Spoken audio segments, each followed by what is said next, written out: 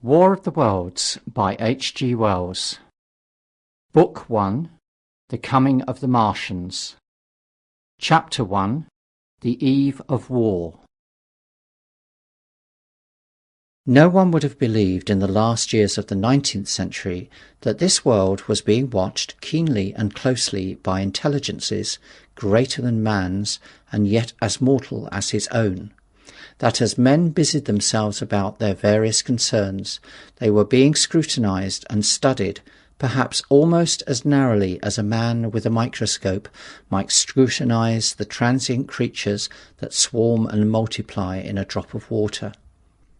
With infinite complacency, men went to and fro over this globe about their little affairs, serene in their assurance of their empire over matter. It is possible that the infusoria under the microscope do the same. No one gave a thought to the older worlds of space as sources of human danger, or thought of them only to dismiss the idea of life upon them as impossible or improbable. It is curious to recall some of the mental habits of those departed days. At most, terrestrial men fancied that there might be other men upon Mars, perhaps inferior to themselves and ready to welcome a missionary enterprise. Yet across the gulf of space, minds that are to our minds as ours are to those of the beasts that perish, intellect vast and cruel and unsympathetic, regarded this earth with envious eyes, and slowly and surely drew their plans against us. And early in the 20th century came the great disillusionment. The planet Mars, I scarcely need to remind the reader, revolves about the Sun at a mean distance of 140 million miles, and the light and heat it receives from the Sun is barely half of that received by this world. It must be, if the nebular hypothesis has any truth, older than our world, and long before this earth ceased to be molten, life upon its surface must have begun its course. The fact that it is scarcely 1/7 of the volume of the earth must have accelerated its cooling to the temperature at which life could begin. It has air and water and all that is necessary for the support of animated existence. Yet so vain is man and so blinded by his vanity that no writer up to the very end of the 19th century expressed any idea that intelligent life might have developed there far, and indeed at all, beyond its earthly level. Nor was it generally understood that since Mars is older than our Earth, with scarcely a quarter of the superficial area and remoter from the Sun, it necessarily follows that it is not only more distant from time's beginning, but nearer its end. The secular cooling that must some day overtake our planet has already gone far indeed with our neighbour. Its physical condition is still largely a mystery, but we know now that even in its equatorial region the midday temperature barely approaches that of our coldest winter. Its air is much more attenuated than ours. Its oceans have shrunk until they cover but 1/3 of its surface, and as its slow seasons change, huge snowcaps gather and melt about either pole and periodically inundate its temperate zones. That last stage of exhaustion, which to us is still incredibly remote, has become a present-day problem for the inhabitants of Mars. The immediate pressure of necessity has brightened their intellects, enlarged their powers, and hardened their hearts. And looking across space with instruments and intelligences such as we have scarcely dreamed of, they see, at its nearest distance only 35 million of miles sunward of them, a morning star of hope, our own warmer planet, green with vegetation and grey with water, with a cloudy atmosphere eloquent of fertility, with glimpses through its drifting cloud wisps of broad stretches of populous country and narrow, navy-crowded seas. And before we judge them too harshly, we must remember what ruthless and utter destruction our own species has wrought, not only upon animals, such as the vanished bison and the dodo, but upon its inferior races. The Tasmanians, in spite of their human likeness, were entirely swept out of existence in a war of extermination waged by European immigrants in the space of 50 years. Are we such apostles of mercy as to complain if the Martians warred in the same spirit? The Martians seem to have calculated their descent with amazing subtlety. Their mathematical learning is evidently far in excess of ours, and to have carried out their preparations with a well-nigh perfect unanimity. Had our instruments permitted it, we might have seen the gathering trouble far back in the 19th century. Men like Schiaparelli watched the red planet. It is odd, by and by, that for countless centuries Mars has been the star of war, but failed to interpret the fluctuating appearances of the markings they map so well. All that time the Martians must have been getting ready. During the opposition of 1894, a great light was seen on the illuminated part of the disk.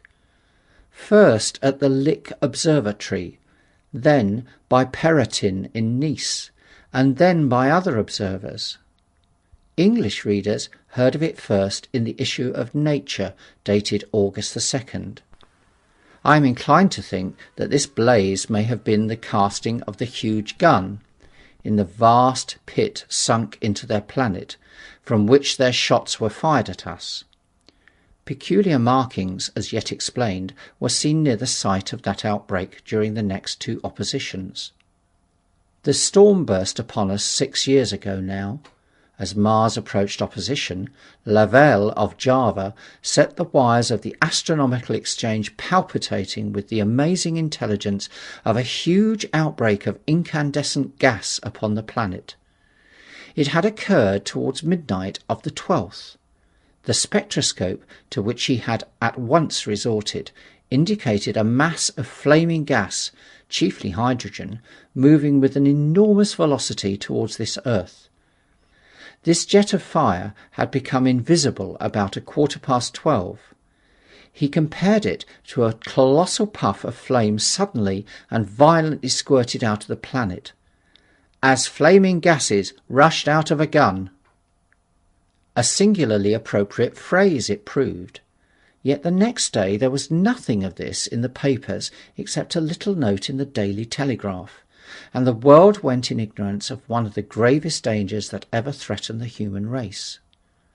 I might not have heard of the eruption at all had I not met Ogilvy and the well-known astronomer at Ottershaw. He was immensely excited at the news, and in the excess of his feelings invited me up to take a turn with him that night in the scrutiny of the red planet. In spite of all that had happened since, I still remember that vigil very distinctly. The black and silent observatory, the shadowed lantern throwing a feeble glow upon the floor in the corner, the steady ticking of the clockwork of the telescope, the little slit in the roof, an oblong profundity with the stardust streaked across it. Ogilvy moved about, invisible but audible. Looking through the telescope, one saw a circle of deep blue, and the little round planets swimming in the field.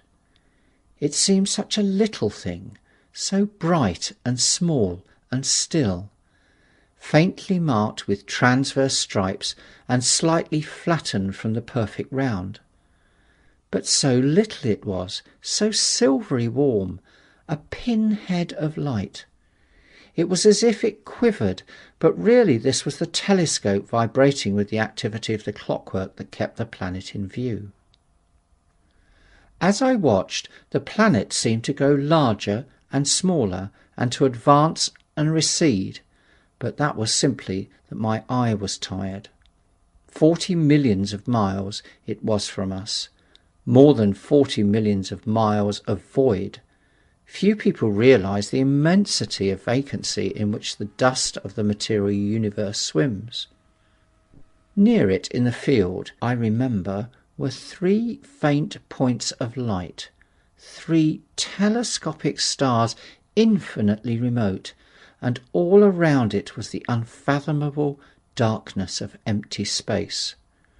You know how that blackness looks on a frosty starlight night?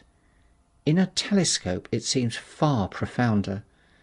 And invisible to me, because it was so remote and small, flying swiftly and steadily towards me across that incredible distance, drawing nearer every minute by so many thousands of miles, came the thing they were sending us, the thing that was to bring so much struggle and calamity and death to the earth.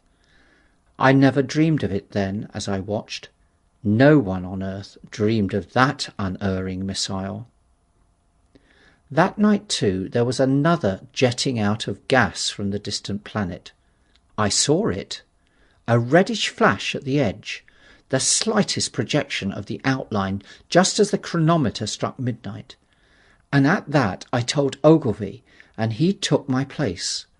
The night was warm, and I was thirsty, and I went stretching my legs clumsily and feeling my way in the darkness to the little table where the siphon stood, while Ogilvy exclaimed at the streamer of gas that came out towards us. That night another invisible missile started on its way to Earth from Mars, just a second or so under 24 hours after the first one. I remember how I sat on the table there in the blackness, with patches of green and crimson swimming before my eyes. I wished I had a light to smoke by, little suspecting the meaning of the minute gleam I had seen, and all that it would presently bring me. Ogilvy watched till 1, and then gave it up, and we lit the lantern and walked over to his house. Down below in the darkness were Ottershaw and Chertsey, and all their hundreds of people sleeping in peace. He was full of speculation that night about the condition of Mars, and scoffed at the vulgar idea of its having inhabitants who were signalling us. His idea was that meteorites might be falling in a heavy shower upon the planet, or that a huge volcanic explosion was in progress. He pointed out to me how unlikely it was that organic evolution had taken the same direction in the 2 adjacent planets. "The chances against anything man-like on Mars are 1,000,000 to 1, he said. Hundreds of observers saw the flame that night, and the night after, about midnight, and again the night after, and so for 10 nights, a flame each night. Why the shot ceased after the 10th, no one on Earth has attempted to explain. It may be the gases of the firing caused the Martians inconvenience. Dense clouds of smoke or dust, visible through a powerful telescope on Earth as little grey fluctuating patches, spread through the clearness of the planet's atmosphere and obscured its more familiar features. Even the daily papers woke up to the disturbances at last, and popular notes appeared here, there, and everywhere concerning the volcanoes upon Mars. The serio-comic periodical Punch, I remember, made a happy use of it in the political cartoon. And all unsuspected, those missiles the Martians had fired at us drew earthward, rushing now at a pace of many miles a second through the empty gulf of space, hour by hour and day by day, nearer and nearer. It seems to me now almost incredibly wonderful that with that swift fate hanging over us, men could go about their pretty concerns as they did. I remember how jubilant Markham was at securing a new photograph of the planet for the illustrated paper he edited in those days. People in these latter times scarcely realise the abundance and enterprise of our 19th century papers. For my part, I was much occupied in learning to ride the bicycle, and busy upon a series of papers discussing the probable developments of moral ideas as civilization progressed. One night, the first missile then could scarcely have been 10 million miles away, I went for a walk with my wife. It was starlight, and I explained the signs of the zodiac to her, and pointed out Mars, a bright dot of light creeping zenithward, towards which so many telescopes were pointed. It was a warm night. Coming home, a party of excursionists from Chertsey or Isleworth passed us singing and playing music. There were lights in the upper windows of the houses as the people went to bed. From the railway station in the distance came the sound of shunting trains, ringing and rumbling, softened almost into melody by the distance. My wife pointed out to me the brightness of the red, green and yellow signal lights hanging in a framework against the sky. It seemed so safe and tranquil. End of chapter 1. War of the Worlds by H.G. Wells. Book 1, Chapter 2, The Falling Star. Then came the night of the first falling star. It was seen early in the morning, rushing over Winchester eastward, a line of flame high in the atmosphere. Hundreds must have seen it and taken it for an ordinary falling star. Albin described it as leaving a greenish streak behind it that glowed for some seconds. Denning, our greatest authority on meteorites, stated that the height of its first appearance was about 90 or 100 miles. It seemed to him that it fell to earth about 100 miles east of him. I was at home that hour and writing in my study, and although my French windows face towards Ottershaw, and the blind was up, for I loved in those days to look up at the night sky, I saw nothing of it. Yet this strangest of all things that ever came to earth from outer space must have fallen while I was sitting there, visible to me had I only looked up as it passed. Some of those who saw its flight say it travelled with a hissing sound. I myself heard nothing of that. Many people in Berkshire, Surrey and Middlesex must have seen the fall of it, and, at most, have thought that another meteorite had descended. No one seems to have troubled to look for the fallen mass that night. But very early in the morning, poor Ogilvy, who had seen the shooting star, and who was persuaded that a meteorite lay somewhere on the common between Horsell, Ottershaw and Woking, rose early with the idea of finding it. Find it he did, soon after dawn, and not far from the sand pits. An enormous hole had been made by the impact of the projectile, and the sand and gravel had been flung violently in every direction over the heath, forming heaps visible a mile and a half away. The heather was on fire eastward, and a thin blue smoke rose against the dawn. The thing itself lay almost entirely buried in sand, amidst the scattered splinters of a fir tree it had shivered to fragments in its descent.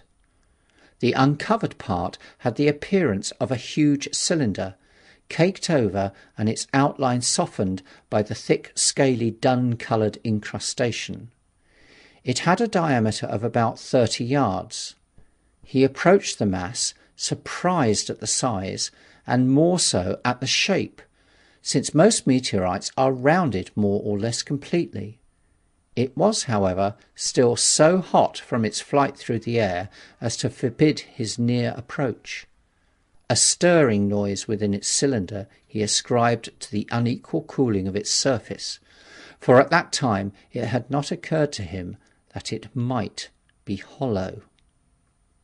He remained standing at the edge of the pit that the thing had made for itself, staring at its strange appearance, astonished chiefly at its unusual shape and colour, and dimly perceiving even then some evidence of design in its arrival. The early morning was wonderfully still, and the sun, just clearing the pine trees towards Weybridge, was already warm. He did not remember hearing any birds that morning.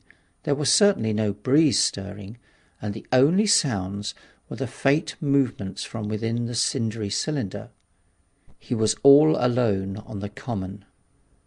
Then suddenly he noticed with a start that some of the grey clinker, the ashy incrustation that covered the meteorite, was falling off the circular edge of the end. It was dropping off in flakes and raining down upon the sand. A large piece suddenly came off and fell with a sharp noise that brought his heart into his mouth. For a minute he scarcely realized what this meant, and although the heat was excessive, He clambered down into the pit close to the bulk to see the thing more clearly. He fancied even then that the cooling of the body might account for this, but what disturbed that idea was the fact that the ash was falling only from the end of the cylinder. And then he perceived that very slowly the circular top of the cylinder was rotating on its body. It was such a gradual movement that he discovered it only through noticing that a black mark that had been near him 5 minutes ago was now at the other side of the circumference. Even then he scarcely understood what this indicated, until he heard a muffled grating sound and saw the black mark jerk forward an inch or so. Then the thing came upon him in a flash. The cylinder was artificial, hollow, with an end that screwed out. Something within the cylinder was unscrewing the top. "Good heavens!" said Ogilvy. "There's a man in it, men in it, half roasted to death, trying to escape." At once, with a quick mental leap, he linked the thing with the flash on Mars. The thought of the confined creature was so dreadful to him that he forgot the heat and went forward to the cylinder to help turn. But luckily the dull radiation arrested him before he could burn his hands on the still glowing metal. At that he stood irresolute for a moment, then turned, scrambled out of the pit, and set off running wildly into Woking. The time then must have been somewhere about 6 o'clock. He met a waggoner and tried to make him understand, but the tale he told and his appearance were so wild, his hat had fallen off in the pit, that the man simply drove on.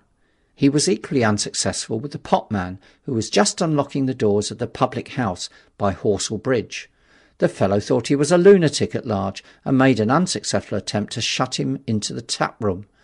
That sobered him a little, and when he saw Henderson, the London journalist, in the garden, he called over the palings and made himself understood.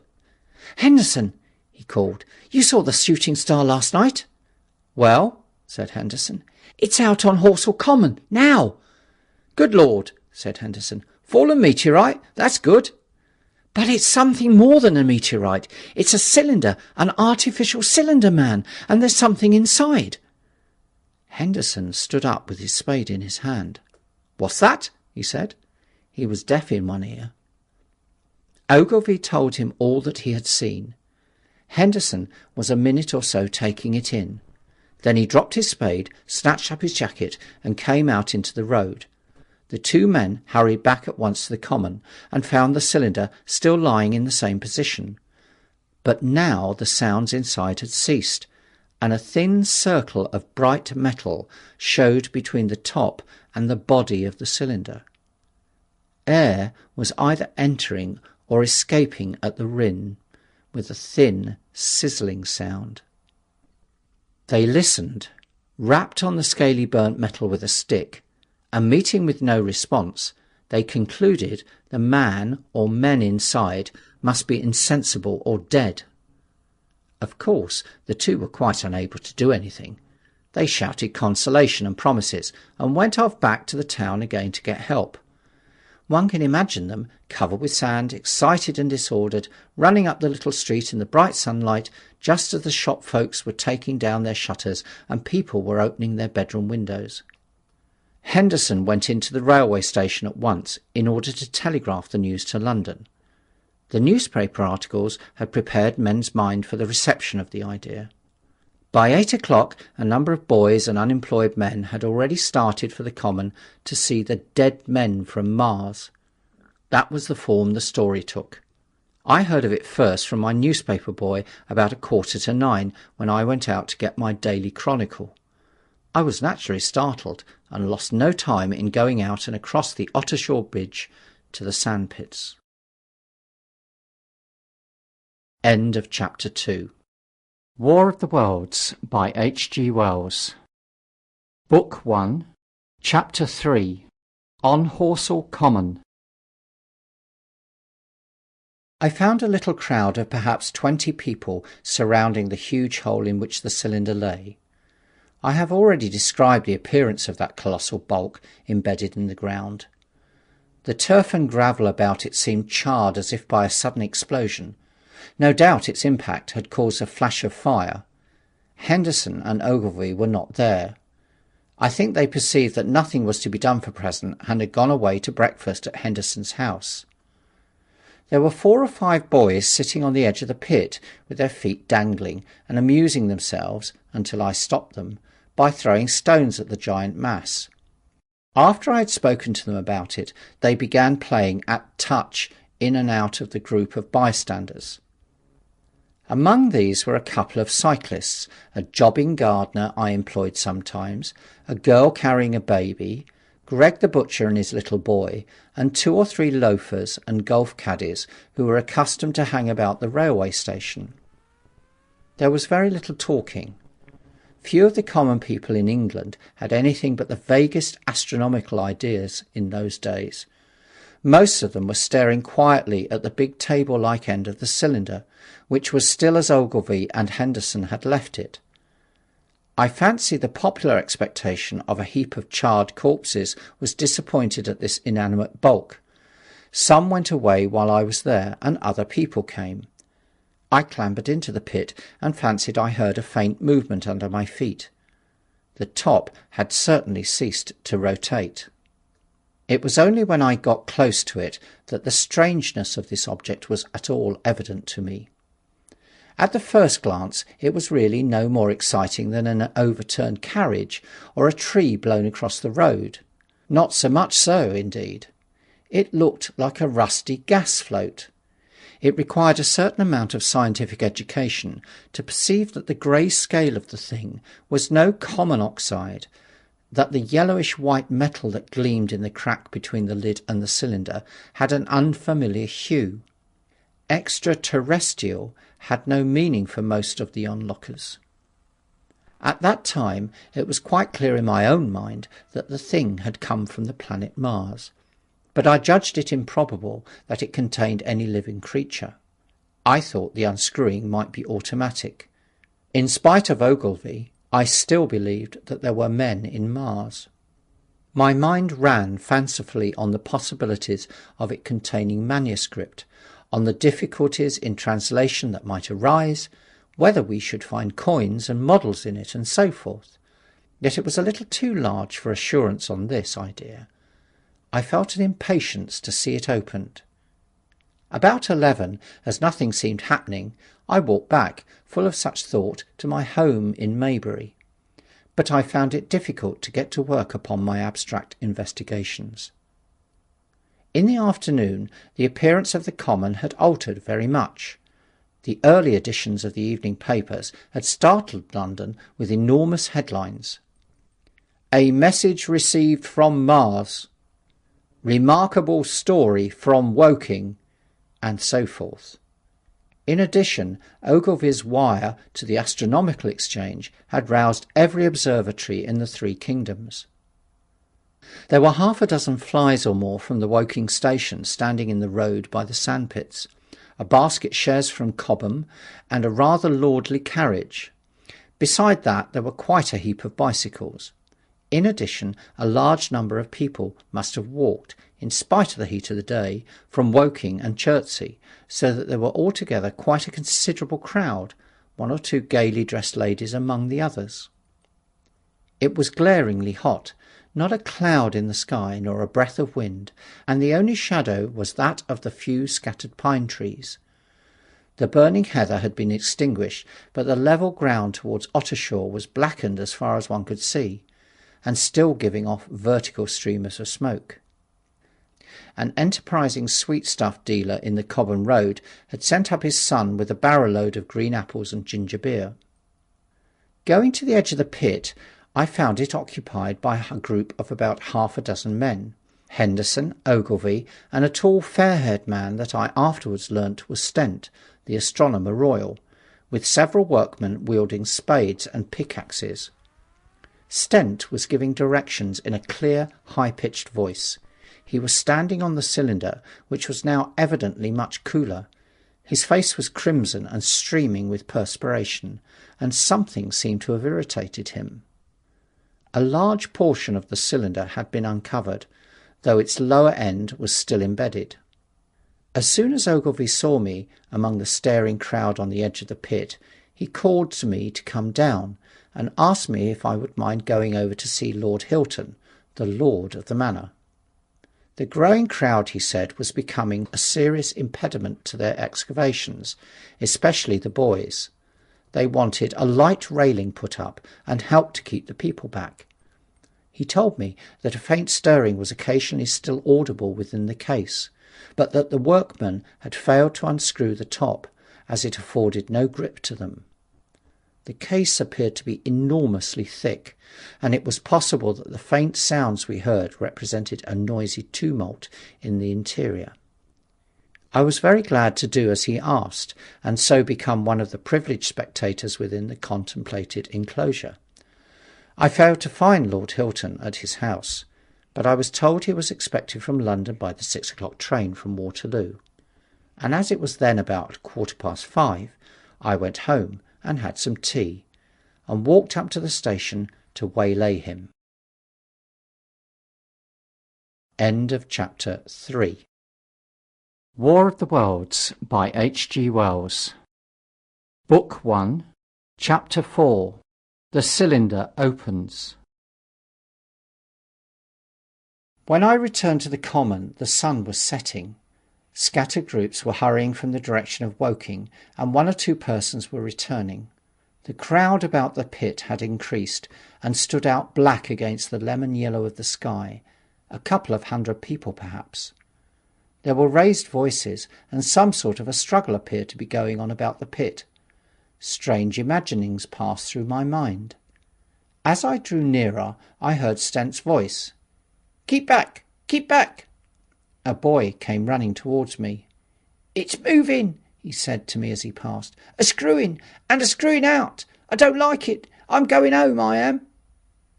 I went on to the crowd.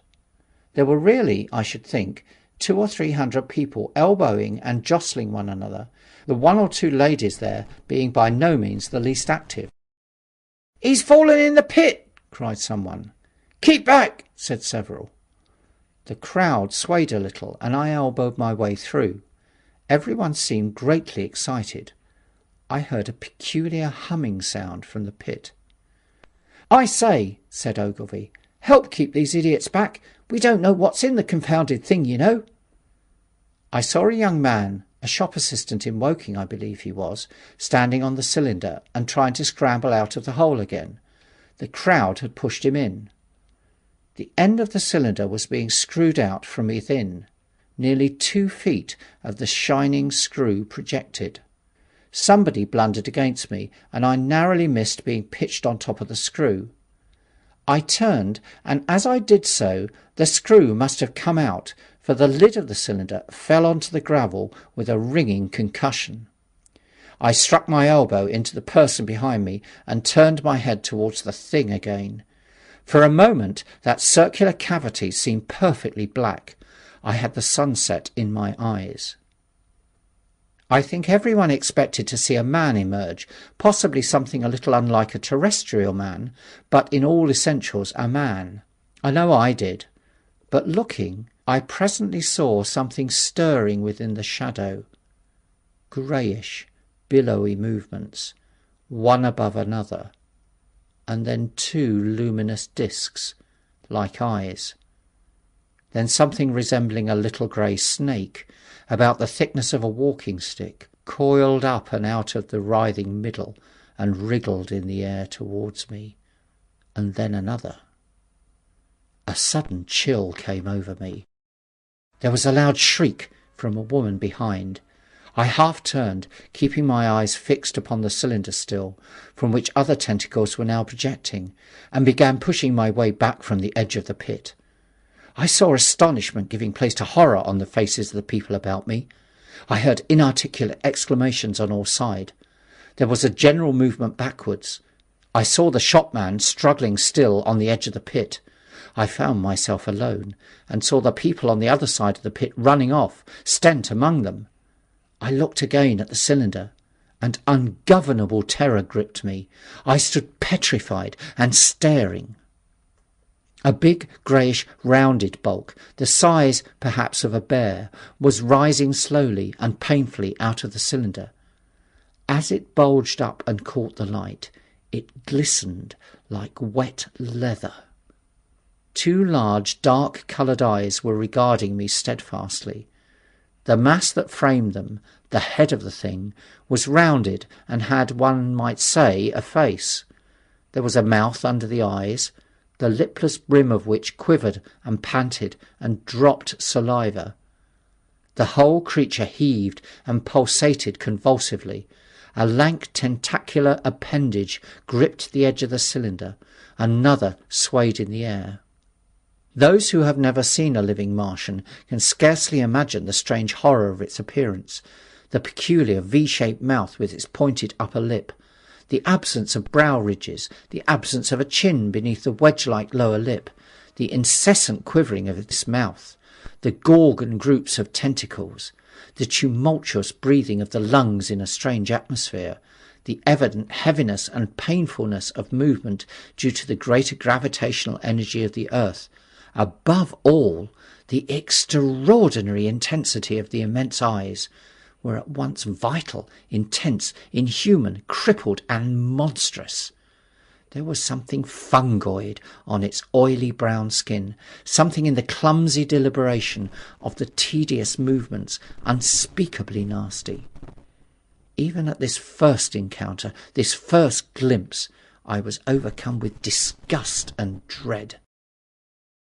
Suddenly the monster vanished. It had toppled over the brim of the cylinder and fallen into the pit, with a thud like the fall of a great mass of leather. I heard it give a peculiar, thick cry, and forthwith another of these creatures appeared darkly in the deep shadow of the aperture. I turned, and running madly, made for the first group of trees, perhaps 100 yards away. But I ran slantingly and stumbling, for I could not avert my face from these things. There, among the young pine trees and furze bushes, I stopped, panting, and waited further developments. The common round the sand pits was dotted with people, standing like myself in a half-fascinated terror, staring at these creatures, or rather at the heaped gravel at the edge of the pit in which they lay. And then, with a renewed horror, I saw a round black object bobbing up and down on the edge of the pit. It was the head of the shopman who had fallen in, but showing as a little black object against the hot western sun. Now he got his shoulder and knee up, and again he seemed to slip back until only his head was visible. Suddenly he vanished, and I could have fancied a faint shriek had reached me. I had a momentary impulse to go back and help him that my fears overruled. Everything was then quite invisible, hidden by the deep pit and the heap of sand that the fall of the cylinder had made. Anyone coming along the road from Cobham or Woking would have been amazed at the sight. A dwindling multitude of perhaps 100 people or more, standing in a great irregular circle, in ditches, behind bushes, behind gates and hedges, saying little to one another, and that, in short, excited shouts, and staring hard at a few heaps of sand. The barrow of ginger beer stood, a queer derelict, black against the burning sky, and in the sandpits was a row of deserted vehicles with their horses feeding out of nosebags or pawing the ground. End of chapter 4. War of the Worlds by H.G. Wells. Book 1, Chapter 5. The Heat Ray. After the glimpse I had had of the Martians emerging from the cylinder in which they had come to the earth from their planet, a kind of fascination paralysed my actions. I remained standing knee-deep in the heather, staring at the mound that hid them. I was a battleground of fear and curiosity. I did not dare to go back towards the pit, but I felt a passionate longing to peer into it. I began walking, therefore, in a big curve, seeking some point of vantage, and continually looking at the sand heaps that hid these newcomers to our earth. Once a leash of thin black whips, like the arms of an octopus, flashed across the sunset and was immediately withdrawn. And afterwards a thin rod rose, joint by joint, bearing at its apex a circular disc that spun with a wobbling motion. What could be going on there? Most of the spectators had gathered in one or two groups. One a little crowd towards Woking, and the other a knot of people in the direction of Cobham. Evidently they shared my mental conflict. There were few near me. One man I approached. He was, I perceived, a neighbour of mine, though I did not know his name, and accosted him. But it was scarcely a time for articulate conversation. "What ugly brutes!" he said. "Good God, what ugly brutes!" He repeated this over and over again. "Did you see the man in the pit?" I said. But he made no answer to that. We became silent, and stood watching for a time, side by side, deriving, I fancy, a certain comfort in one another's company. Then I shifted my position to a little knoll that gave me an advantage of a yard or more of elevation, and when I looked for him presently, he was walking towards Woking. The sunset faded to twilight before anything further happened. The crowd far away on the left towards Woking seemed to grow, and I heard now a faint murmur from it. The little knot of people towards Cobham dispersed. There was scarcely an intimation of movement from the pit. It was this, as much as anything, that gave people courage, and I suppose the new arrivals from Woking also helped to restore confidence. At any rate, as the dusk came on a slow, intermittent movement from the sandpits began, a movement that seemed to gather force as the stillness of the evening about the cylinder remained unbroken.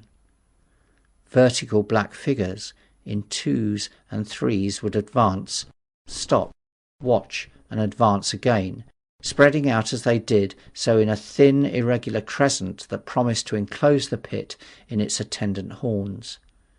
I too, on my side, began to move towards the pit.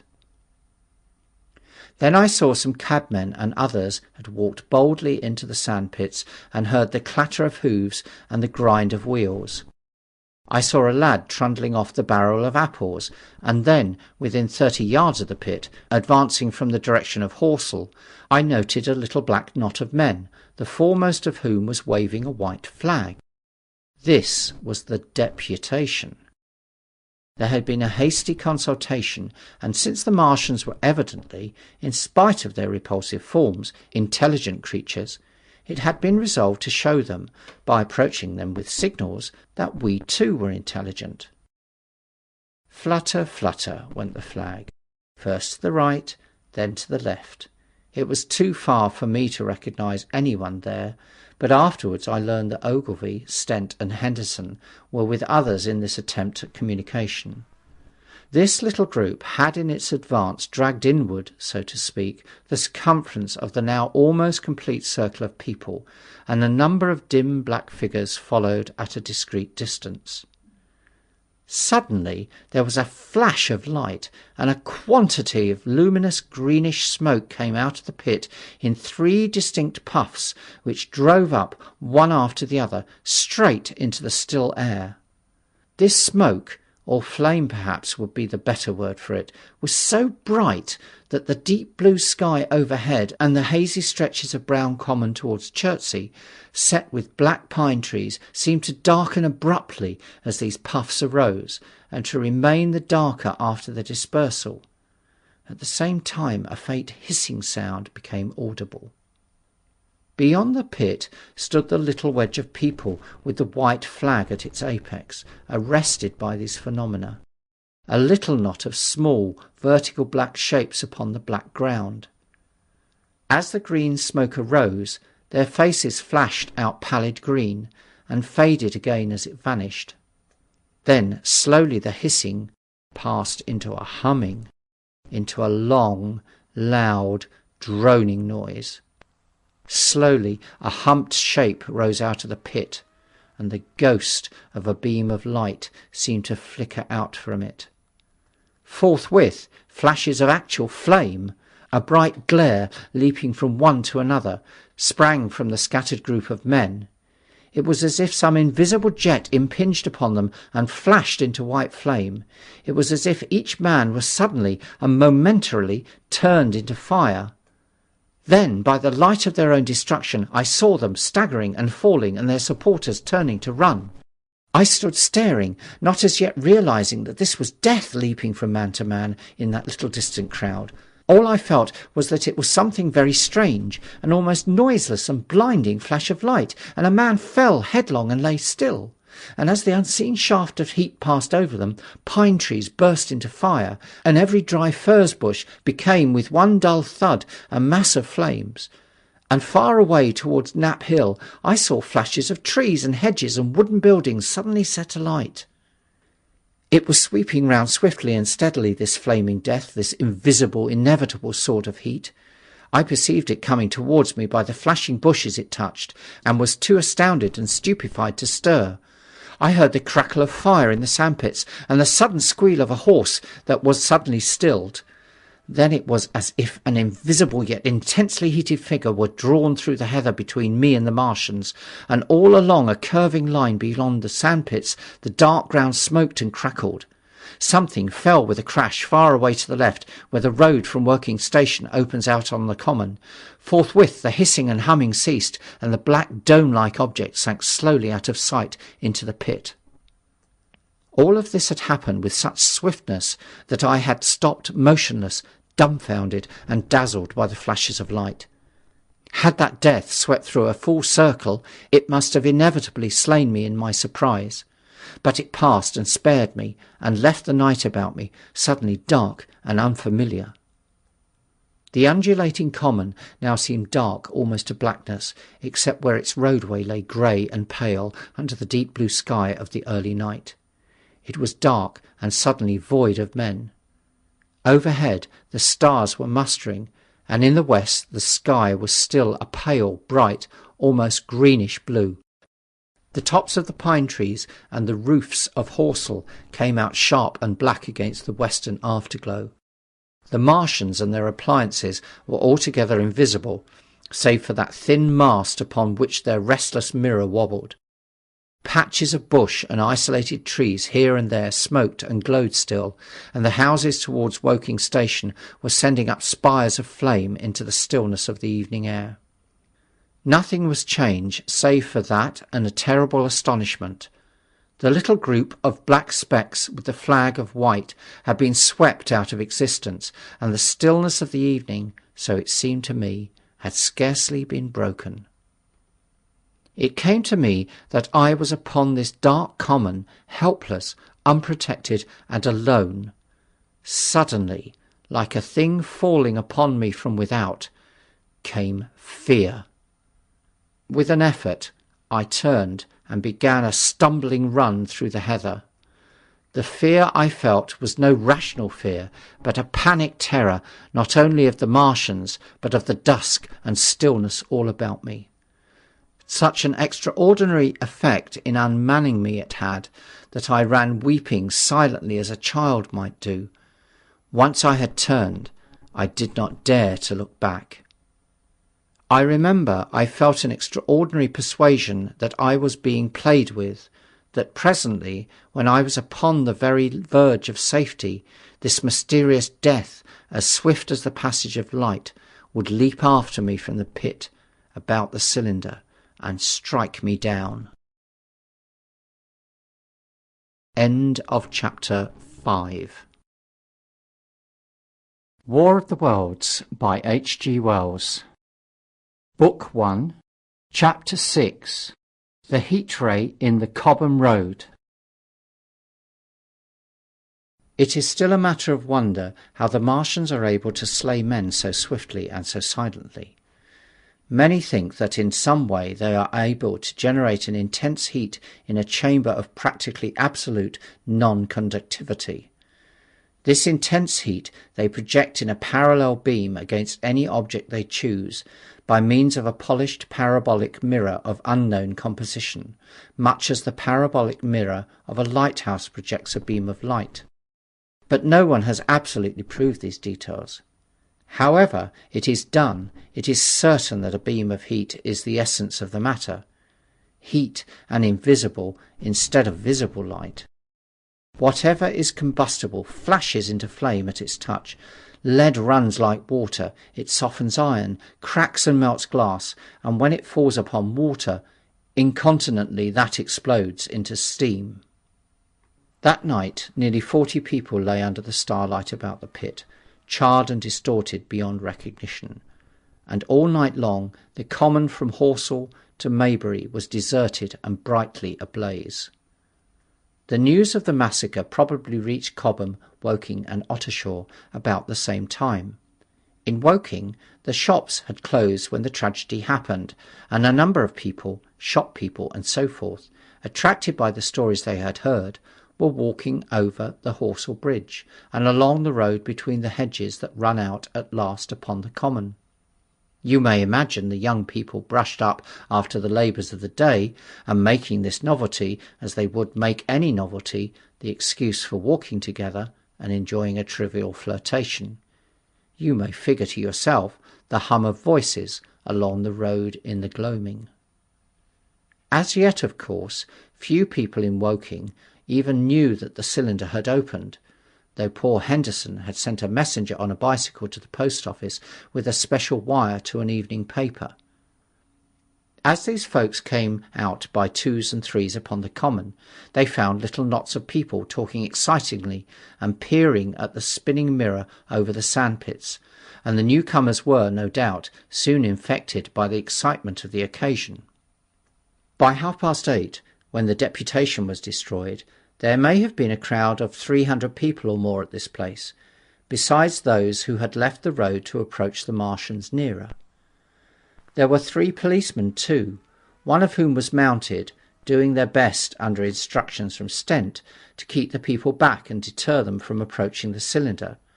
There was some booing from those more thoughtless and excitable souls to whom a crowd is always an occasion for noise and horseplay. Stent and Ogilvy, anticipating some possibility of a collision, had telegraphed from Horsell to the barracks as soon as the Martians emerged, for the help of the company of soldiers to protect these strange creatures from violence. After that they returned to lead that ill-fated advance. The description of their death, as it was seen by the crowd, tallies very closely with my own impressions. The 3 puffs of green smoke, the deep humming note, and the flashes of flame.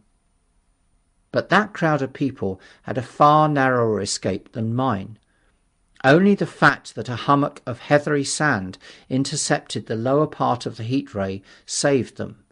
Had the elevation of the parabolic mirror been a few yards higher, none could have lived to tell the tale. They saw the flashes and the men falling, and an invisible hand, as it were, lit the bushes as it hurried towards them through the twilight. Then, with a whistling note that rose above the droning of the pit, the beam swung close above their heads, lighting the tops of the beech trees that line the road, and splitting the bricks, smashing the windows, firing the window frames, and bringing down in crumbling ruin a portion of the gable of the house nearest the corner.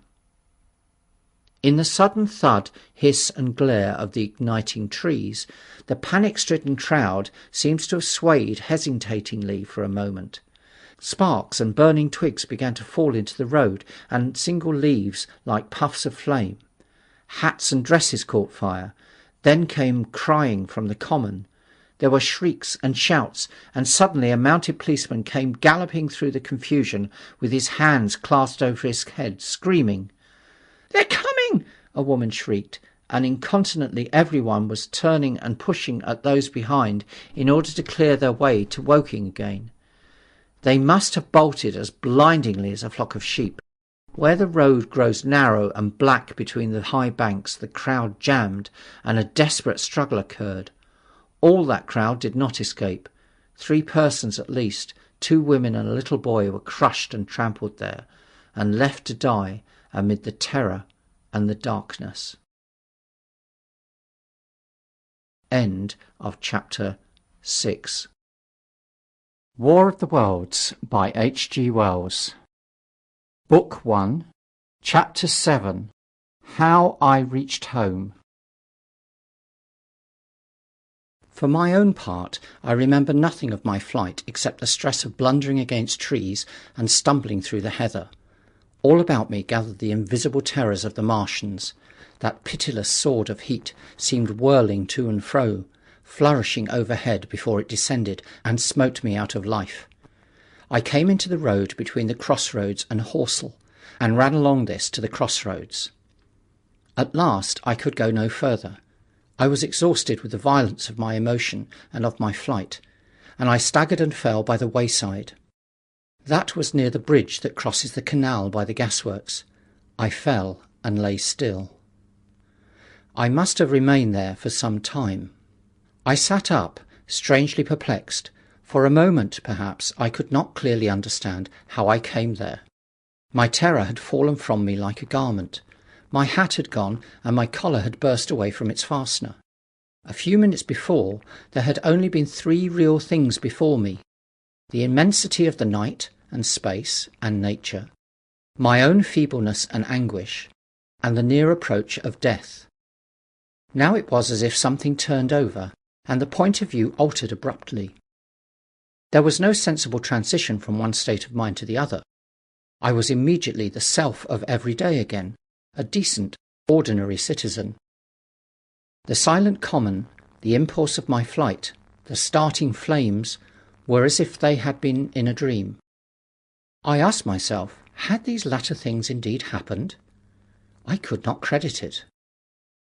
I rose and walked unsteadily up the steep incline of the bridge.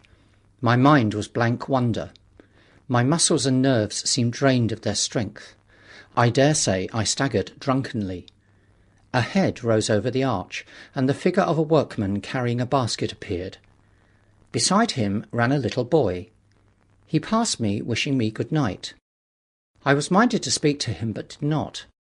I answered his greeting with a meaningless mumble and went over the bridge. Over the Maybury Arch a train, a billowing tumult of white, fire-lit smoke, and a long caterpillar of lighted windows went flying south. Clatter, clatter, clap, rap, and it had gone. A dim group of people talked in the gate of one of the houses in the pretty little row of gables that was called Oriental Terrace. It was all so real and so familiar. And that behind me? It was frantic, fantastic. Such things, I told myself, could not be. Perhaps I am a man of exceptional moods. I do not know how far my experience is common. At times I suffer from the strangest sense of detachment from myself and the world about me. I seem to watch it all from the outside, from somewhere inconceivably remote, out of time, out of space, out of the stress and tragedy of it all. This feeling was very strong upon me that night. Here was another side of my dream. But the trouble was the blank incongruity of this serenity and the swift death flying yonder, not 2 miles away. There was a noise of business from the gasworks, and the electric lamps were all alight. I stopped at the group of people. "What news from the common?" said I. There were 2 men and a woman at the gate. "Eh?" said one of the men, turning. "What news from the common?" I said. "Ain't you just been there?" asked the men. "People seem fair silly about the common," said the woman over the gate. "What's it all about?" "Haven't you heard of the men from Mars?" said I. "The creatures from Mars?" "Quite enough," said the woman over the gate. "Thanks," and all 3 of them laughed. I felt foolish and angry. I tried and found I could not tell them what I had seen. They laughed again at my broken sentences. "You'll hear more yet," I said, and went on to my home. I startled my wife at the doorway, so haggard was I. I went into the dining room, sat down, drank some wine, and as soon as I could collect myself sufficiently, I told her the things I had seen. The dinner, which was a cold one, had already been served, and remained neglected on the table while I told my story. "There is one thing," I said, to allay the fears I had aroused. "They are the most sluggish things I ever saw crawl. They may keep the pit and kill people who come near them, but they cannot get out of it. But the horror of them!" "Don't, dear," said my wife, knitting her brows and putting her hand in mine. "Poor Ogilvy," I said. "To think he may be lying dead there." My wife, at least, did not find my experience incredible. When I saw how deadly white her face was, I ceased abruptly. "They may come here," she said again and again. I pressed her to take wine, and tried to reassure her. "They can scarcely move," I said. I began to comfort her and myself by repeating all that Ogilvy had told me of the impossibility of the Martians establishing themselves on the earth. In particular, I laid stress on the gravitational difficulty. On the surface of the earth, the force of gravity is 3 times what it is on the surface of Mars. A Martian, therefore, would weigh 3 times more than on Mars, albeit his muscular strength would be the same. His own body would be a cope of lead to him. That, indeed, was the general opinion. Both the Times and the Daily Telegraph, for instance, insisted on it the next morning, and both overlooked, just as I did, 2 obvious modifying influences. The atmosphere of the Earth, we now know, contains far more oxygen or far less argon, whichever way one likes to put it, than does Mars. The invigorating influences of this excess of oxygen upon the Martians indisputably did much to counterbalance the increased weight of their bodies. And in the second place, we all overlook the fact that such mechanical intelligence as the Martian possessed was quite able to dispense with muscular exertion at a pinch. But I did not consider these points at the time, and so my reasoning was dead against the chances of the invaders. With wine and food, the confidence of my own table, and the necessity of reassuring my wife, I grew by insensible degrees courageous and secure. "They have done a foolish thing," I said, fingering my wineglass. "They are dangerous because, no doubt, they are mad with terror. Perhaps they expected to find no living things, certainly no intelligent living things. A shell in the pit," said I, "if the worst comes to the worst, will kill them all." The intense excitement of the events had no doubt left my perceptive powers in a state of erethism. I remember that dinner table with extraordinary vividness even now. My dear wife's sweet, anxious face peering at me from under the pink lampshade, the white cloth with its silver and glass table furniture, for in those days even philosophical writers had many little luxuries. The crimson purple wine in my glass are photographically distinct.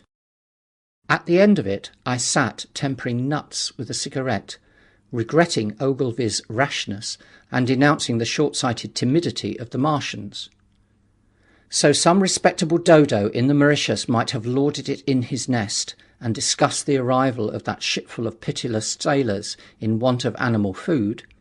"We will peck them to death tomorrow, my dear." I did not know it, but that was the last civilized dinner I was to eat for very many strange and terrible days. End of chapter 7. War of the Worlds by H.G. Wells. Book 1, Chapter 8, Friday Night. The most extraordinary thing to my mind, of all the strange and wonderful things that happened upon that Friday, was the dovetailing of the commonplace habits of our social order with the first beginnings of the series of events that was to topple that social order headlong. If on Friday night you had taken a pair of compasses and drawn a circle with a radius of 5 miles round the working sandpits, I doubt if you would have had one human being outside it, unless it were some relation of Stent, or of the 3 or 4 cyclists or London people lying dead on the common, whose emotions or habits were at all affected by the newcomers. Many people had heard of the cylinder, of course, and talked about it in their leisure, but it certainly did not make the sensation that an ultimatum to Germany would have done. In London that night, poor Henderson's telegram describing the gradual unscrewing of the shot was judged to be a canard, and his evening paper, after wiring for authentication from him and receiving no reply — the man was killed — decided not to print a special edition. Even within the 5-mile circle, the great majority of people were inert. I have already described the behaviour of the men and women to whom I spoke. All over the district, people were dining and supping. Working men were gardening after the labours of the day. Children were being put to bed. Young people were wandering through the lane, love-making. Students sat over their books. Maybe there was a murmur in the village streets, a novel and dominant topic in the public houses, and here and there a messenger, or even an eyewitness of the later occurrences, caused a whirl of excitement, a shouting, and a running to and fro. But for the most part, the daily routine of working, eating, drinking, sleeping went on as it had done for countless years, as though no planet Mars existed in the sky. Even at Woking Station and Horsell and Cobham, that was the case. In Woking Junction, until a late hour, trains were stopping and going on, others were shunting on the sidings, passengers were alighting and waiting, and everything was proceeding in the most ordinary way. A boy from the town, trenching on Smith's Monopoly, was selling papers with the afternoon's news. The ringing impact of trucks, the sharp whistle of the engines from the junction, mingled with their shouts of "Men from Mars!" Excited men came into the station about 9 o'clock with incredible tidings, and caused no more disturbance than drunkards might have done. People rattling Londonwards peered into the darkness outside the carriage windows, and saw only a rare, flickering, vanishing spark dance up from the direction of Horsell. A red glow and a thin veil of smoke driving across the stars, and thought that nothing more serious than a heath fire was happening. It was only round the edge of the common that any disturbance was perceptible. There were half a dozen villas burning on the Woking border. There were lights in all the houses on the common side of the 3 villages, and the people there kept awake till dawn.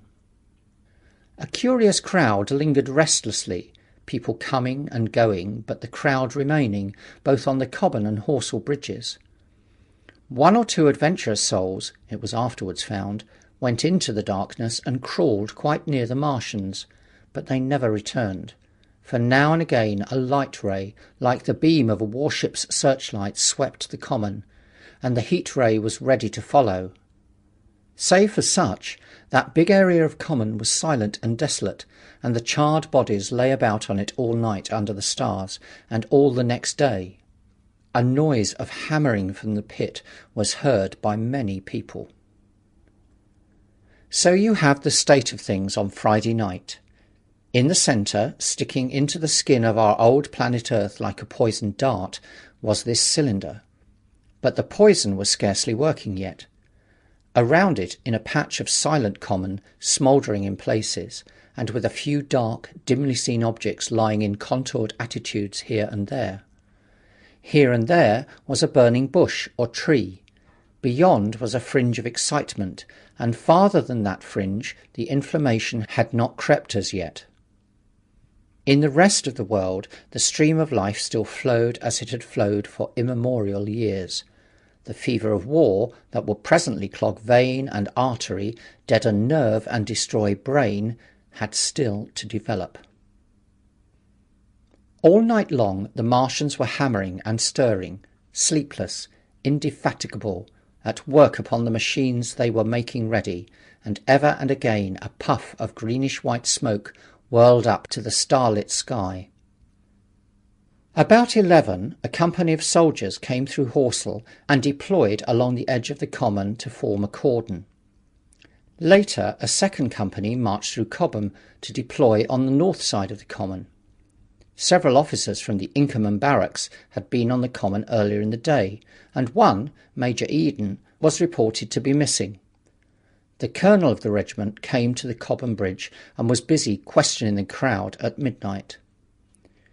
The military authorities were certainly alive to the seriousness of the business. About 11, the next morning's papers were able to say, "A squadron of hussars, 2 Maxims, and about 400 men of the Cardigan Regiment started from Aldershot." A few seconds after midnight, the crowd in the Chertsey Road, Woking, saw a star fall from heaven into the pine woods to the northwest. It had a greenish colour, and caused a silent brightness like summer lightning. This was the second cylinder. End of chapter 8. War of the Worlds by H.G. Wells. Book 1, Chapter 9. The Fighting Begins. Saturday lives in my memory as a day of suspense. It was a day of lassitude, too hot and close, with, I am told, a rapidly fluctuating barometer. I had slept but little, though my wife had succeeded in sleeping, and I rose early. I went into my garden before breakfast and stood listening, but toward the common there was nothing stirring but a lark. The milkman came as usual. I heard the rattle of his chariot, and I went round to the side gate to ask the latest news. He told me that during the night the Martians had been surrounded by troops, and that guns were expected. Then a familiar, reassuring note. I heard a train running towards Woking. "They aren't to be killed," said the milkman, "if that can possibly be avoided." I saw my neighbour gardening, chatted with him for a while, and then strolled in to breakfast. It was a most unexceptional morning. My neighbour was of opinion that the troops would be able to capture or to destroy the Martians during the day. "It's a pity they make themselves so unapproachable," he said. "It would be curious to know how they live on another planet. We might learn a thing or two." He came up to the fence and extended a handful of strawberries, for his gardening was as generous as it was enthusiastic. At the same time he told me of the burning of the pine woods about the Byfleet golf links. "They say," he said, "that there's another of those blessed things fallen there, number 2, but one's enough surely. This law cost the insurance people a pretty penny before everything's settled." He laughed with an air of the greatest humour as he said this. The woods, he said, were still burning, and pointed out a haze of smoke to me. "They will be hot underfoot for days, on account of the thick soil of pine needles and turf," he said, and then grew serious over poor Ogilvy. After breakfast, instead of working, I decided to walk down towards the common. Under the railway bridge I found a group of soldiers, sappers, I think, men in small round caps, dirty red jackets unbuttoned and showing their blue shirts, dark trousers, and boots coming to the calf. They told me that no one was allowed over the canal, and looking across the road towards the bridge, I saw one of the cardigan men standing sentinel there. I talked with these soldiers for a time. I told them of my sight of the Martians on the previous evening. None of them had seen the Martians, and they had but the vaguest idea of them, so that they plied me with questions. They said that they did not know who had authorised the movement of the troops. Their idea was that a dispute had arisen at the Horse Guards. The ordinary sapper is a great deal better educated than the common soldier, and they discussed the peculiar conditions of the possible fight with some acuteness. I described the heat ray to them, and they began to argue among themselves. "Crawl up under cover and rush 'em, say I," said one. "Get out," said another. "What's cover against this here heat? Sticks to cook you. What we got to do is to go as near as the ground'll let us, and then drive a trench." "Blow your trenches! You always want trenches. You ought to have been born a rabbit, Snippy." "Ain't they got any necks then?" said a third, abruptly a little contemplative, dark man, smoking a pipe. I repeated my description. "Octopuses," said he. "That's what I calls 'em. Talk about fishers of men. Fighters of fish it is this time." "It ain't no murder killing beasts like that," said the first speaker. "Why not shell the darn things straight off and finish 'em?" said the little dark man. "You can't tell what they might do." "Where's your shells?" said the first speaker. "Do it in a rush, that's my tip, and do it at once." So they discussed it. After a while I left them and went on to the railway station to get as many morning papers as I could. But I will not weary the reader with a description of that long morning and of the longer afternoon. I did not succeed in getting a glimpse of the common, for even Horsell and Cobham church towers were in the hands of the military authorities. The soldiers I addressed did not know anything. The officers were mysterious as well as busy. I found people in the town quite secure again in the presence of the military, and I heard for the first time from Marshall, the tobacconist, that his son was among the dead on the common. The soldiers had made the people on the outskirts of Horsell lock up and leave their houses. I got back to lunch about 2, very tired, for, as I have said, the day was extremely hot and dull, and in order to refresh myself I took a cold bath in the afternoon. About 4:30 I went up to the railway station to get an evening paper, for the morning papers had contained only a very inaccurate description of the killing of Stent, Henderson, Ogilvy, and the others, but there was little I didn't know. The Martians did not show an inch of themselves. They seemed busy in their pit, and there was a sound of hammering and an almost continuous streamer of smoke. Apparently they were busy getting ready for a struggle. Fresh attempts have been made to signal, but without success, was the stereotyped formula of the papers. A sapper told me it was done by a man in a ditch with a flag on a long pole. The Martians took as much notice of such advances as we should of the lowing of a cow. I must confess the sight of all this armament, all this preparation, greatly excited me. My imagination became belligerent and defeated the invaders in a dozen striking ways. Something of my schoolboy dreams of battle and heroism came back. It hardly seemed a fair fight to me at that time. They seemed very helpless in that pit of theirs. About 3 o'clock there began the thud of a gun at measured intervals from Chertsey or Addleston. I learned that the smouldering pine wood into which the second cylinder had fallen was being shelled, in the hope of destroying that object before it opened. It was only about 5, however, that a field gun reached Cobham for use against the first body of Martians. About 6 in the evening, as I sat at tea with my wife in the summer-house, talking vigorously about the battle that was lowering upon us, I heard a muffled detonation from the common, and immediately after a gust of firing. Close on the heels of that came a violent rattling crash, quite close to us, that shook the ground, and, starting out upon the lawn, I saw the tops of the trees about the Oriental College burst into smoky red flame, and the tower of the little church beside it slide down into ruin. The pinnacle of the mosque had vanished, and the roof line of the college itself looked as if 100-ton gun had been at work upon it. One of our chimneys cracked as if a shot had hit it, flew, and a piece of it came clattering down the tiles, and made a heap of broken red fragments upon the flower bed at my study window. I and my wife stood amazed. Then I realised that the crest of Maybury Hill must be within range of the Martians' heat ray now that the college was cleared out of the way. At that I gripped my wife's arm, and without ceremony ran her out into the road. Then I fetched out the servant, telling her I would go upstairs myself for the box she was clamouring for. "We can't possibly stay here," I said, and as I spoke the firing reopened for a moment upon the common. "But where are we to go?" said my wife in terror. I thought, perplexed. Then I remembered her cousins in Leatherhead. "Leatherhead!" I shouted above the sudden noise. She looked away from me downhill.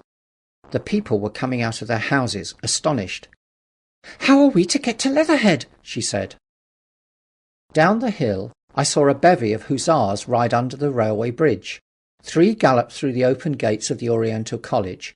2 others dismounted and began running from house to house. The sun, shining through the smoke that drove up the tops of the trees, seemed blood-red, and threw an unfamiliar, lurid light upon everything. "Stop here," I said. "You are safe here." And I started off at once for the Spotted Dog, for I knew the landlord had a horse and dog-cart. I ran, for I perceived that in a moment everyone upon this side of the hill would be moving. I found him in his bar, quite unaware of what was going on behind his house. A man stood with his back to me, talking to him. "I must have £1," said the landlord, "and I've no one to drive it." "I'll give you 2, said I over the stranger's shoulder. "For what?" "And I'll bring it back by midnight," I said. "Lord," said the landlord, "what's the hurry?" "I'm selling my bit of a pig." £2 and you'll bring it back? What's going on now?" I explained hastily that I had to leave my home, and so secured the dog-cart. At the time it did not seem to me nearly so urgent that the landlord should leave his. I took care to have the cart there and then, drove it off down the road, and leaving it in the charge of my wife and servant, rushed into my house and packed a few valuables, such plate as we had, and so forth. The beech trees below the house were burning while I did this, and the palings up the road glowed red. While I was occupied in this way, one of the dismounted hussars came running up. He was going from house to house, warning people to leave. He was going on as I came out of my front door, lugging my treasures, done up in a tablecloth. I shouted after him, "What news?"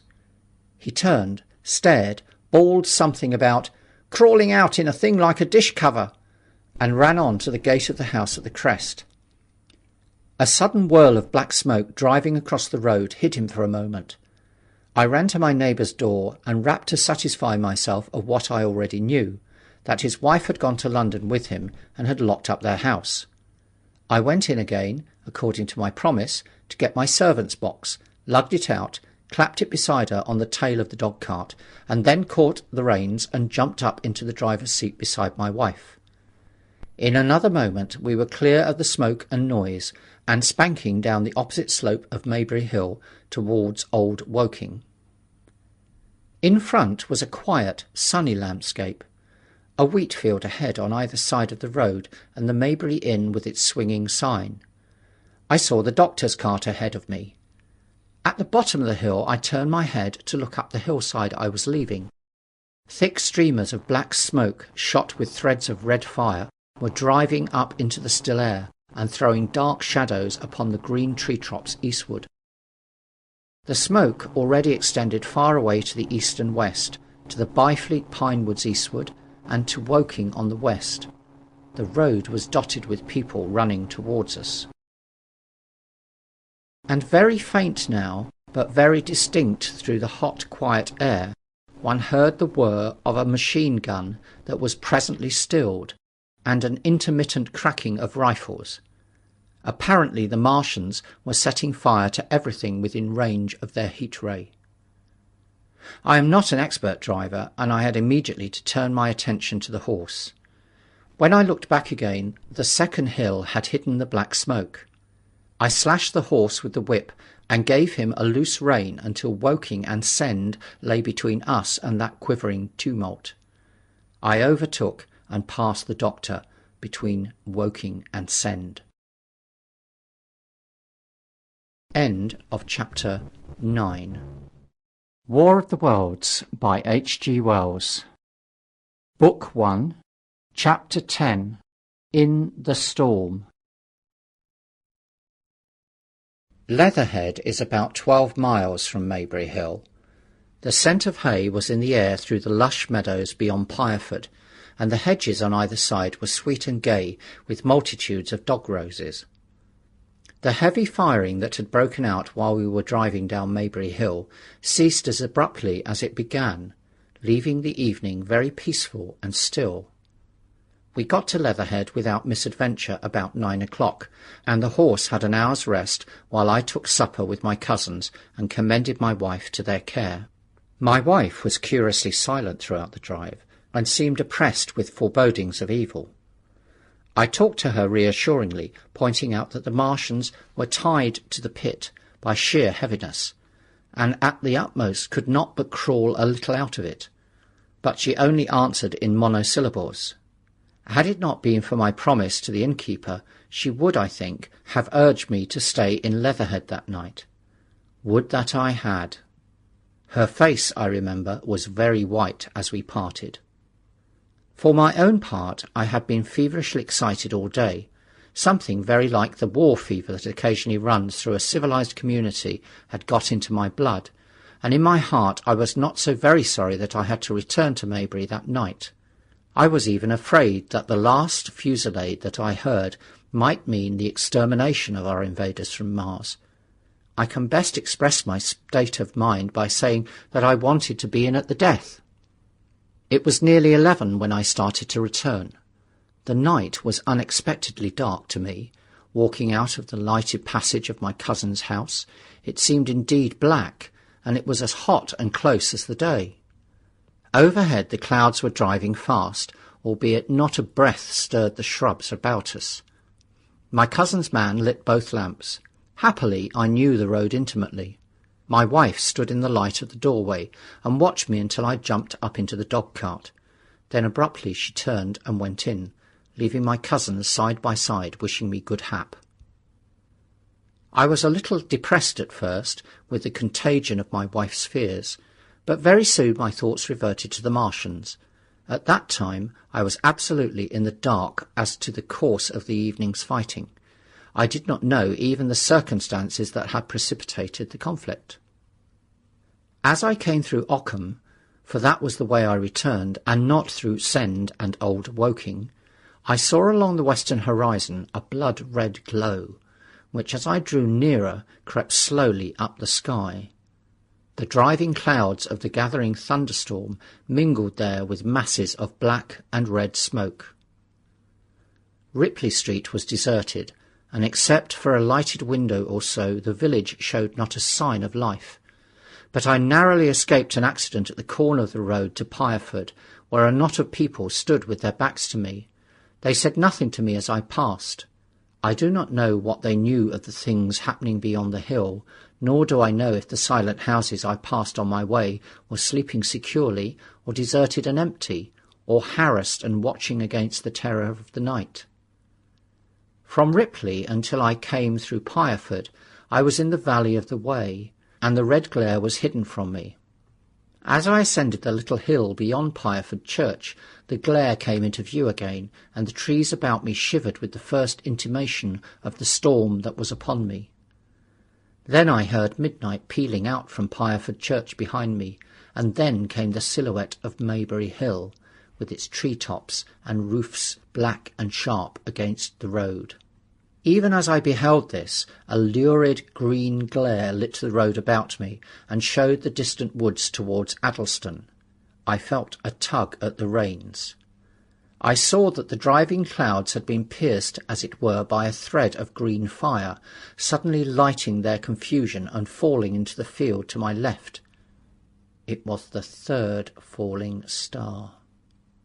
Close on its apparition, and blindingly violent by contrast, danced out of the first lightning of the gathering storm, and the thunder burst like a rocket overhead. The horse took the bit between its teeth and bolted. A moderate incline runs towards the foot of Maybury Hill, and down this we clattered. Once the lightning had begun, it went on in as rapid a succession of flashes as I have ever seen, the thunderclaps treading one on the heels of another, and with a strange crackling accompaniment, sounded more like the working of a gigantic electric machine than the usual detonating reverberations. The flickering light was blinding and confusing, and a thin hail smote gustily at my face as I drove down the slope. At first I regarded little but the road before me, and then abruptly my attention was arrested by something that was moving rapidly down the opposite slope of Maybury Hill. At first I took it for the wet roof of a house, but one flash following another showed it to be in swift rolling movement. It was an elusive vision. A moment of bewildering darkness, and then, in a flash like daylight, the red masses of the orphanage near the crest of the hill, the green tops of the pine trees, and this problematical object came out clear and sharp and bright. And this thing I saw, how can I describe it? A monstrous tripod, higher than many houses, striding over the young pine trees and smashing them aside in its career, a walking engine of glittering metal, striding now across the heather, articulate ropes of steel dangling from it, and the clattering tumult of its passage mingling with the riot of the thunder. A flash, and it came out vividly, heeling over one way with 2 feet in the air, to vanish and reappear, almost instantly as it seemed, with the next flash 100 yards nearer. Can you imagine a milking stool tilted and bowled violently along the ground? That was the impression these instant flashes gave. But instead of a milking stool, imagine it a great body of machinery on a tripod stand. Then suddenly the trees in the pine wood ahead of me were parted, as brittle reeds were parted by a man thrusting through them. They were snapped off and driven headlong, and a second huge tripod appeared, rushing, as it seemed, headlong towards me. and I was galloping hard to meet it. At the sight of the second monster, my nerve went altogether. Not stopping to look round again, I wrenched the horse's head hard round to the right, and in another moment the dog-cart had heeled over upon the horse. The shaft smashed noisily, and I was flung sideways and fell heavily into a shallow pool of water. I crawled out immediately and crouched, my feet still in the water, under a clump of firs. The horse lay motionless. His neck was broken, poor brute, and by the lightning flashes I saw the black bull of the overturned dog-cart and the silhouette of the wheel still spinning slowly. In another moment the colossal mechanism went striding by me and passed uphill towards Pireford. Seen nearer, the thing was incredibly strange, for it was no mere insensate machine driving on its way. Machine it was, with a ringing metal pace and long, flexible, glittering tentacles, one of which gripped a young pine tree, swinging and rattling about its strange body. It picked its road as it went striding along, and the brazen hood that surmounted it moved to and fro with the inevitable suggestion of a head looking about. Behind the main body was a huge mass of white metal like a gigantic fisherman's basket, and puffs of green smoke squirted out from the joints of the limbs as the monster swept by me, and in an instant it was gone. So much I saw then, all vaguely from the flickering of the lightning, in blinding highlights and dense black shadows. As it passed, it set up an exultant, deafening howl that drowned the thunder. "Alloo! Alloo!" And in another minute it was with its companion, half a mile away, stooping over something in the field. I have no doubt this thing in the field was the third of the 10 cylinders they had fired at us from Mars. For some minutes I lay there in the rain and darkness, watching, by the intermittent light, these monstrous beings of metal moving about in the distance over the hedge-tops.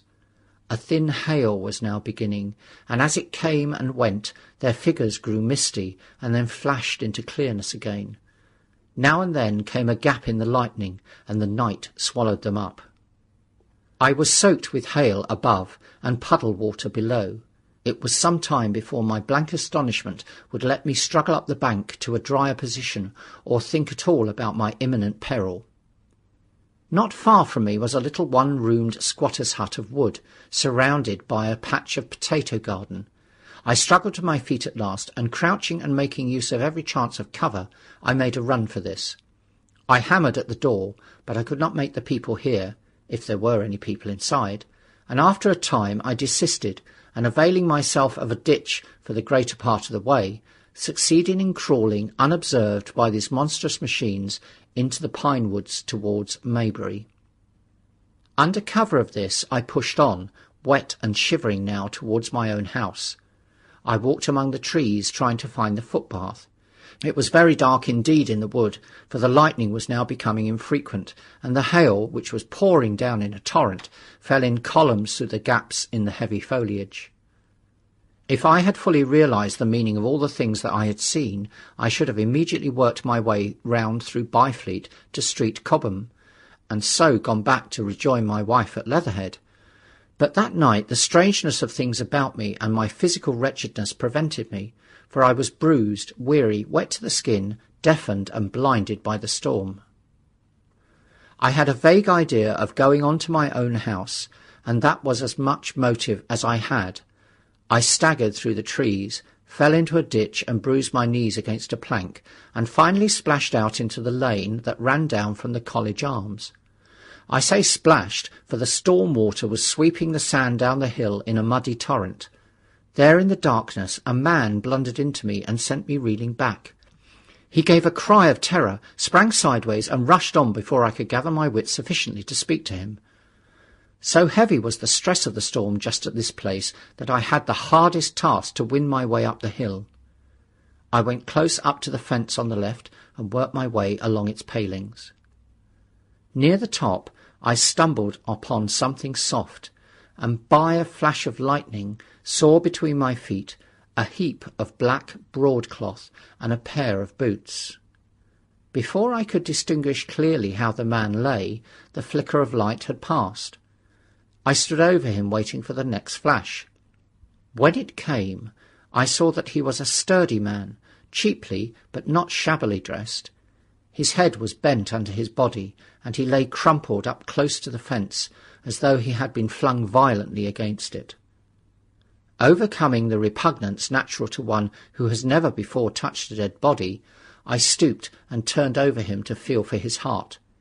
He was quite dead. Apparently his neck had been broken.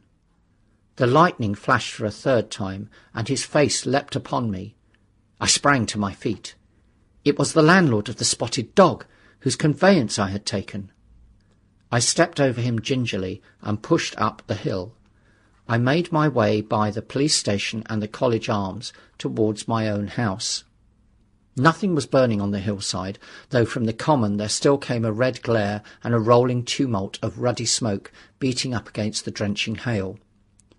So far as I could see by the flashes, the houses about me were mostly uninjured. By the College Arms a deep heap lay in the road. Down the road towards Maybury Bridge there were voices and the sound of feet, but I had not the courage to shout or go to them. I let myself in with my latchkey, closed, locked and bolted the door, staggered to the foot of the staircase and sat down. My imagination was full of those striding metallic monsters, and of the dead body smashed against the fence.